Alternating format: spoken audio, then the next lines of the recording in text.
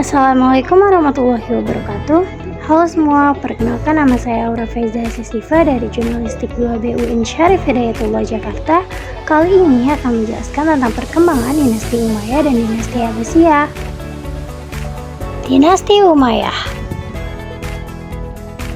Awal didirikannya dinasti Umayyah, Muawiyah bin Abi Sufyan memberontak kepada Khalifah Ali, hingga Ali pun akhirnya wafat, sehingga sistem pemerintahan jatuh ke tangan dinasti Umayyah. Ekspansi wilayah pun dilakukan. Tunisia ditaklukkan, di sebelah timur Muawiyah dapat menguasai daerah Khurasan sampai ke Sungai Oxus dan Afghanistan sampai ke Kabul.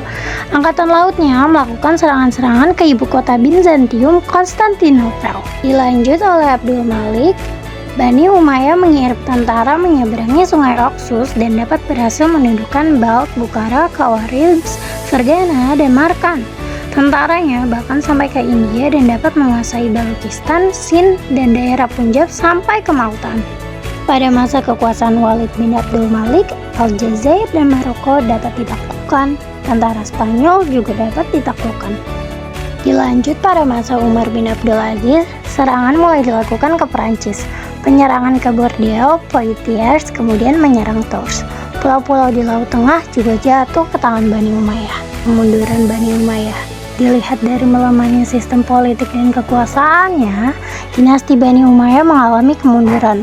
Banyak pemberontakan yang terjadi karena masyarakat tidak setuju dengan para penguasa. Para pemuka agama juga banyak yang kecewa pada sistem pemerintahan Bani Umayyah. Dinasti Abbasiyah. Awal didirikannya Bani Abbasiyah. Bani Abbasiyah melakukan pemberontakan kepada Bani Umayyah yang saat itu memimpin dengan tidak baik.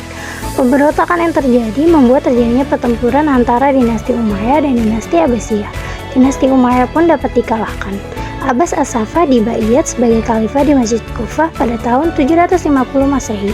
Periode pertama dinasti Abbasiyah berlangsung dari tahun 132 sampai 232 Hijriah atau 750 sampai 847 Masehi.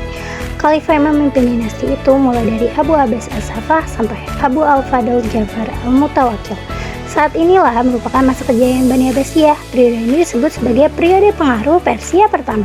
Periode kedua Bani Abbasiyah berlangsung pada tahun 232 sampai 590 Hijriah atau 847 sampai 1184 Masehi, yaitu dari Khalifah Abu Ja'far Muhammad Al-Muntasir sampai Abu Al-Abbas Ahmad Nasir.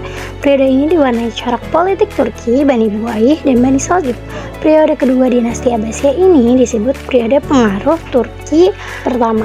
Periode ketiga Bani Abbasiyah berlangsung pada tahun 590 sampai 656 Hijriah.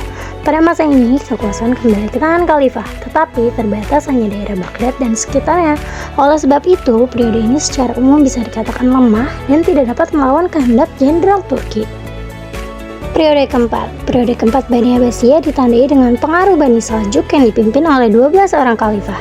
Dalam periode ini terjadi dua peristiwa besar umat Islam, yakni Perang Salib dan penyerangan bangsa Mongol ke Baghdad. Pada periode kelima, Bani Abbasiyah sudah mengalami banyak kemunduran. Terlebih lagi, banyak serangan dari luar. Daerah-daerah yang jauh dari pusat pemerintahan juga banyak memerdekakan diri. Akhirnya, dinasti Bani Abbasiyah benar-benar hancur pada tahun 1258 Masehi di bawah kepemimpinan Abu Ahmad Abdullah Al-Mutasim Billah. Sekian penjelasan dari saya. Terima kasih banyak.